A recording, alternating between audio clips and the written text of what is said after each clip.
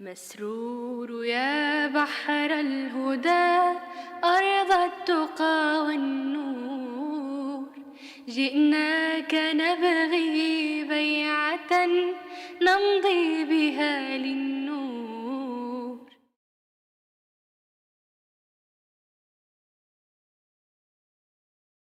أعوذ بالله من الشيطان الرجيم بسم الله الرحمن الرحيم Assalamu alaikum wa rahmatullahi wa barakatuh. Dear viewers, may the peace and blessings of Allah be upon you.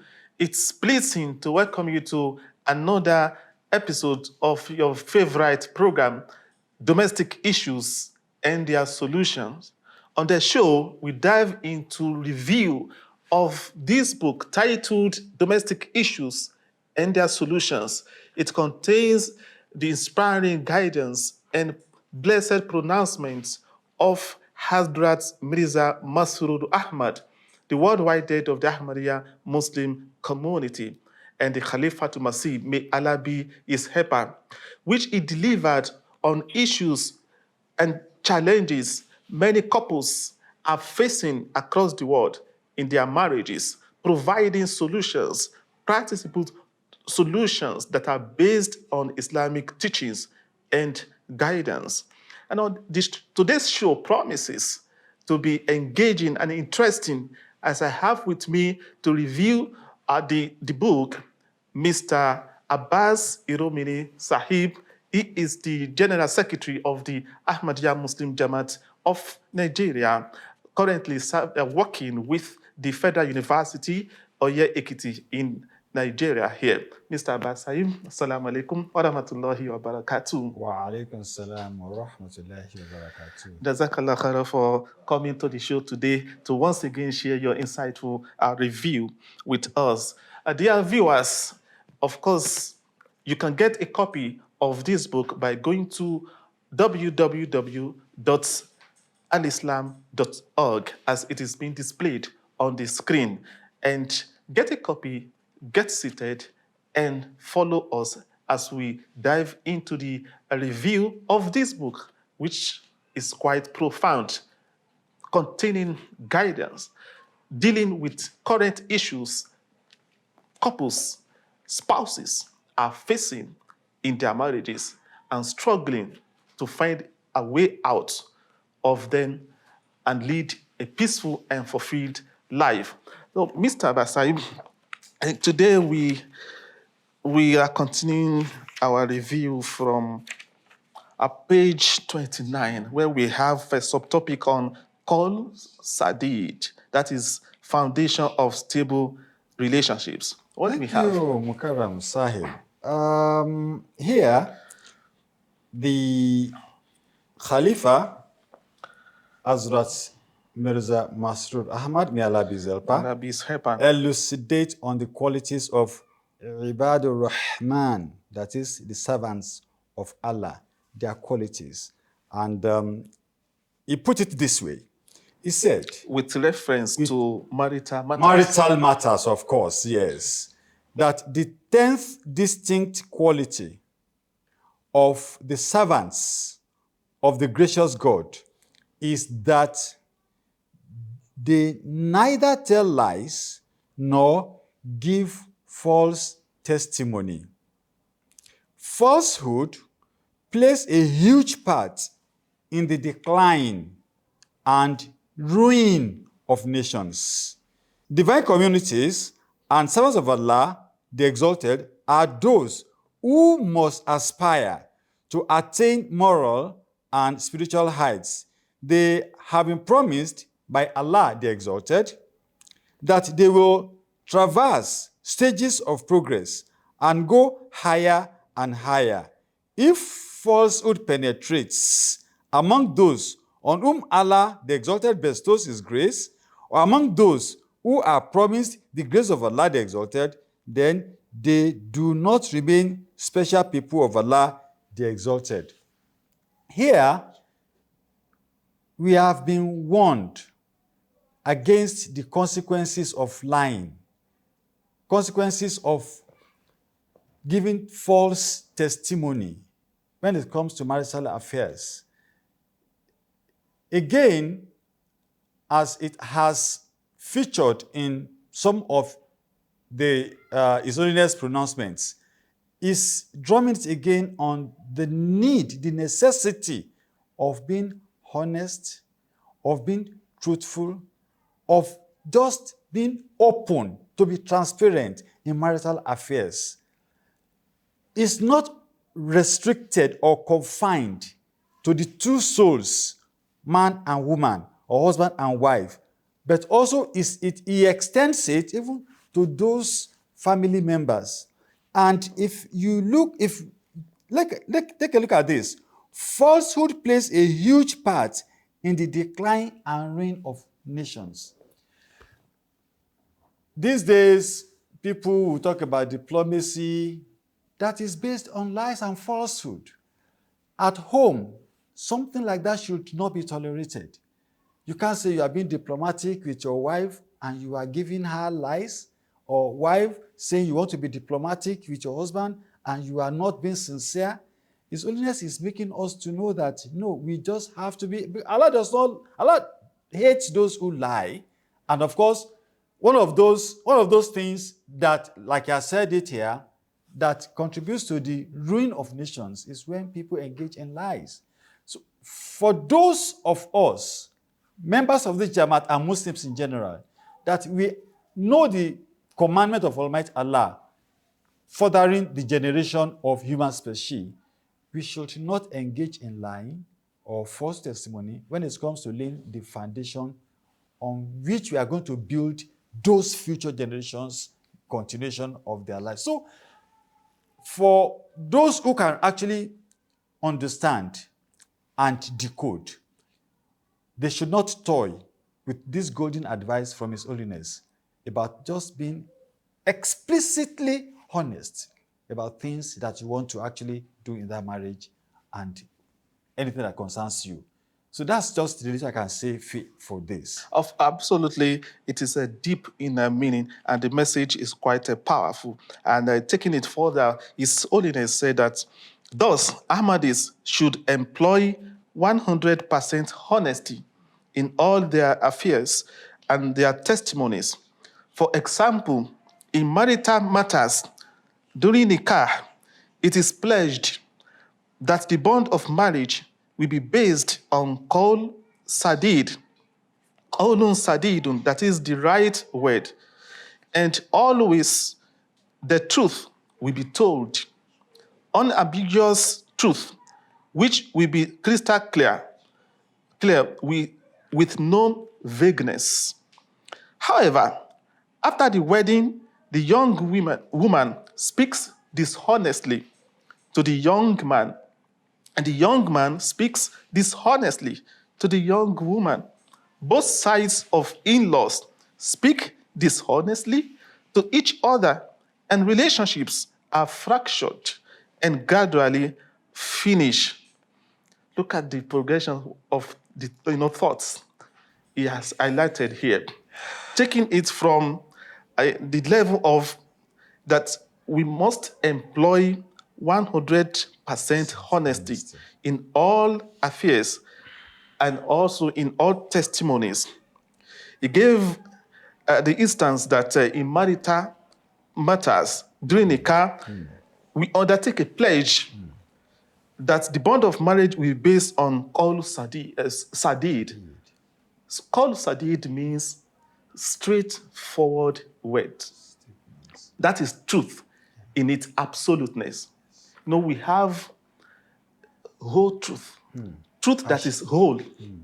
We have truth. Partial truth. Of course, we have truth that is whole. Okay. We have truth that is substantial. Okay. We have truth that is absolute. Okay. We also have truth that is half truth. When a husband or a wife, for example, there are 5 key points in an issue, she hides 3 and tells her husband just 2 out of it. That is half truth. For some reasons, perhaps selfish reasons, he withholds the 3 or she withholds 2 out of 5, just for instance. That is half truth. For our interest. but it may not be to the interest of the marriage, of sustaining, the integrity of the marriage. This is half-truth. Half-truth is not truth in itself. It is still falsehood. Because, of course, it is not whole. It's not a whole truth. Truth must always be absolute, substantial, and whole. It is then you have spoken the truth. It is then you have upheld all sadid, straightforward. In the levels of falsehood, or in the scopes of falsehood, we have, falsehood that you say false things by prevaricating. You equivocate. We prevaricate when, for example, you try to evade the truth. You don't want to tell the truth to your husband or to your wife, the whole truth about it. So, but at the same time, you don't want him to know that you are telling a lie, or she to discover that what you are saying is you have not told the whole truth. So you prevaricate by evading. Quran says, "Taluhu aw tu'ridu." Taluhu, you twist. Tu'ridu, you evade. So to prevaricate is to evade the truth by using words that is not straightforward. That is prevaricating. Yeah. It's a level of falsehood. Again, you equivocate. Husbands equivocating words, a statement for his wife is in an attempt to twist the truth. He uses words that are ambiguous. That is, words that are susceptible of various meanings, so that she will not discover the actual truth, because he doesn't want to be expressly, show a falsehood. So he uses words that can carry various meanings, so that she will not discover that. That is twisting the truth. That is also a level of a falsehood. It is. All these levels, Quran condemns them. Quran says, وَلَا تَلْبِسُوا الْحَقَّ بِالْبَاطِلِ وَتَكْتُمُوا الْحَقَّ وَأَنْتُمْ تَعْلَمُونَ. تَلْبِسُوا الْحَقَّ بِالْبَاطِلِ. Don't mix truth with falsehood. That is, don't equivocate. Don't prevaricate, وَتَكْتُمُوا الْحَقَّ وَأَنْتُمْ تَعْلَمُونَ. Don't hide the truth. Uphold qawl sadid, straightforwardly. I am here. Let it be, I am here. I did it. I mean it. Let it be as it is. So don't try to hide some facts and reveal others. Reveal everything. After all, Allah, we are watching, our God, Allah, is one who sees, what what you reveal and what you hide. They are all, clear to Allah. Is aware of all. So this is what His Holiness is emphasizing here, that we must establish our marital relationship on the platform of qawl sadid, straightforward, being straightforward in speech and in action.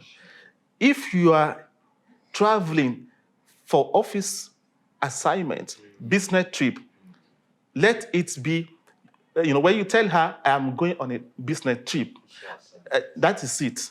Not that you are going somewhere else for an illicit affairs or something else. Then you say, I'm here, I'm going here. That is not called sadid. And the same way, regarding the wife as well, if what you want to purchase is this amount, you've gotten the price, let him know this is the price. Don't inflate. Get exact what you need. By that, trust will be built. There will be, mutual trust. And that is the result of qawl sadid, being straightforward. So all these are packed as guidance in this Holiness statement here. That when we uphold all this, and he said particularly that after the wedding, the young woman speaks dishonestly to the young man and the young man speaks dishonestly to the young woman. Both sides of in-laws speak dishonestly to each other, and relationships are fractured and gradually finish. Okay. For example, before marriage, you've told her that I'm a mechanical engineer, and she has believed. After the marriage, she discovered that you are just a sideway mechanic. You actually did not go to university to study mechanical engineering. And all this while, she had thought, oh, I'm going to marry somebody, an engineer, without knowing that it's just a roadside mechanic.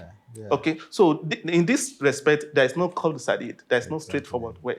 You wanted to... When a husband tells the wife that I'm earning this much, or my salary, women, they are so much interested in the earning capacity of their husband.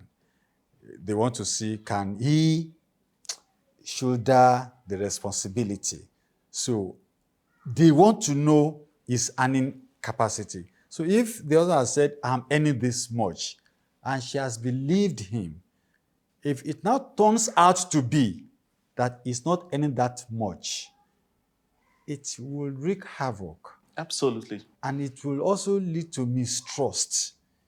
She will not want to absolutely trust the man again. And marriage is based on trust, absolute trust. So once that is eroded, it can actually cause, and that is what His Holiness is trying to further draw attention to here, when he said, marriages break up merely for egotistical reason. The man who has lied to his would-be wife, I'm earning this much, is only trying to, let me say, raise his ego, assuage his ego, presenting himself as a high-placed person.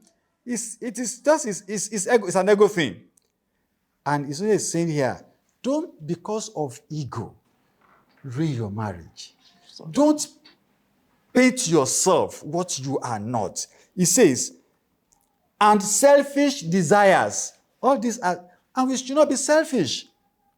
Actually, most marriages that are crumbling is because of the self-centeredness of the parties involved.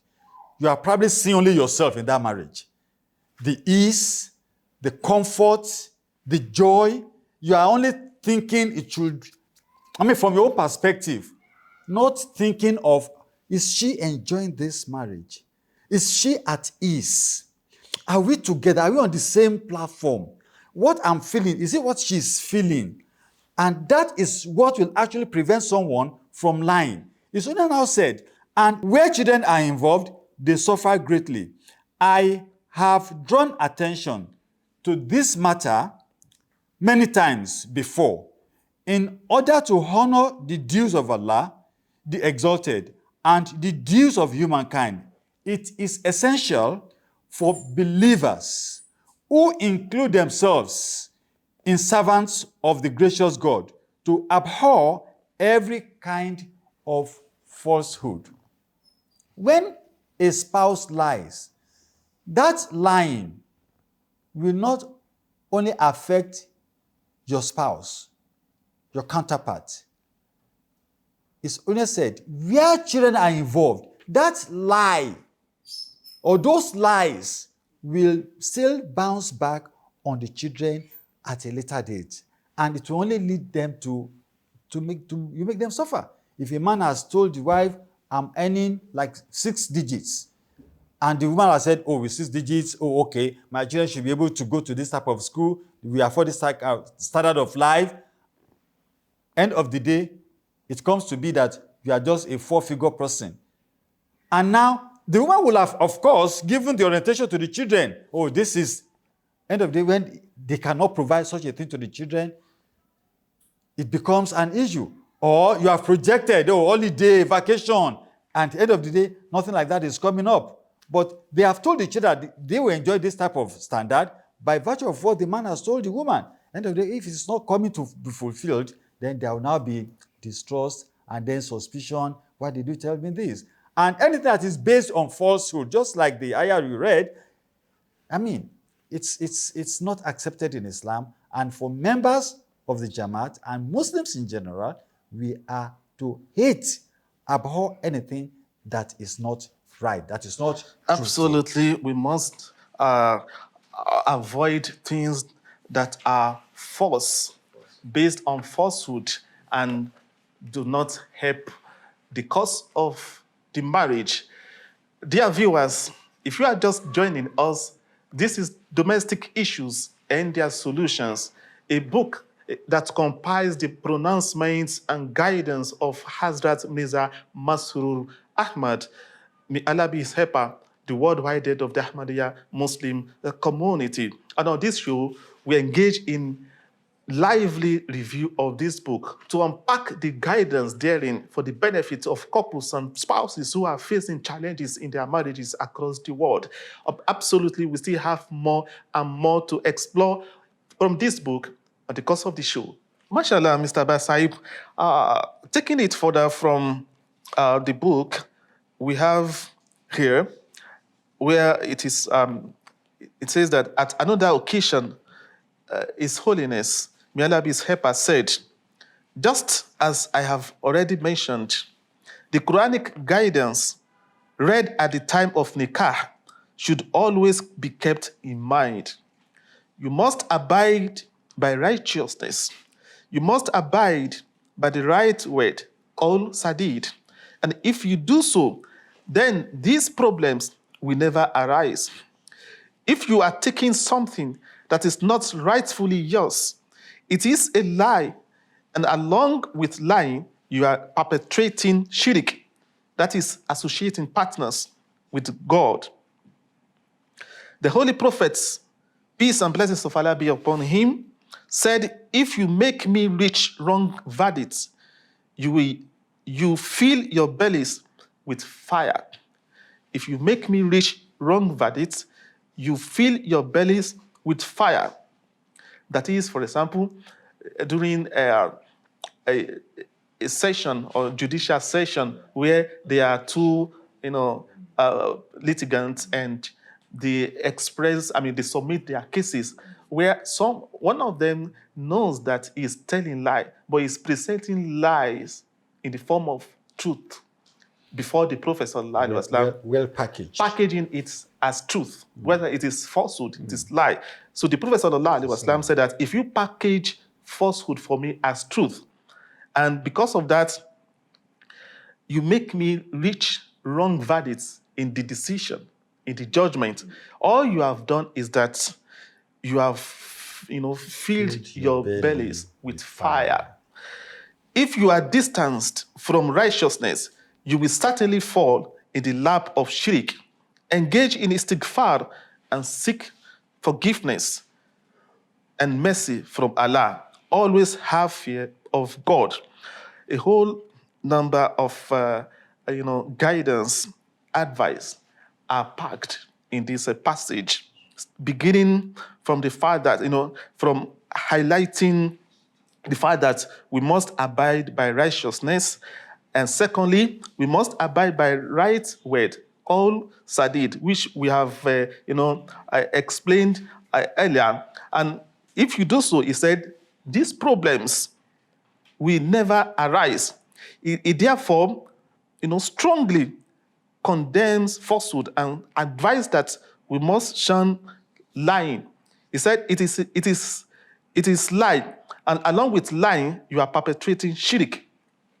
This emphasis, he laid emphasis on lying, that we should discard lying in marital affairs, so that, it shows that it's not an ordinary issue.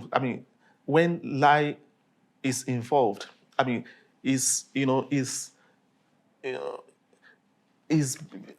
all our dealings, interactions, reactions at marital level are woven with lie, falsehood. It leads to mistrust, and everything breaks down. It is therefore important that we must shun falsehood He linked this as it is linked in the Quran that lie zur, all zur, false statements, is linked with shirk in the Quran as he has referred here. So it is important that husband and wife should be plain, straightforward in speech, not telling lie. And something I've observed these days is the extent at which lie and lying has gone so deep in our reactions to ourselves, in interactions within the homes. For example, there is, it appears it has reached the level of compound falsehood. Compound falsehood, as I may call it, is when, for example, husband is sitting down here, just for instance, husband is sitting down, the wife is also sitting, husband is holding his handset, chatting with somebody else that they are engaging in illicit affairs. Wife is also sitting down there and also engaging in the same thing, within the same sitting, parlor. Husband is asking wife, who are you chatting with? He himself is chatting, engaging in an illicit online chatting. But he's asking the wife, who are you chatting with? And wife is also doing the same thing. But wife is responding that I am not chatting with somebody else. I'm engaging in the business chatting. This is what we call compound falsehood.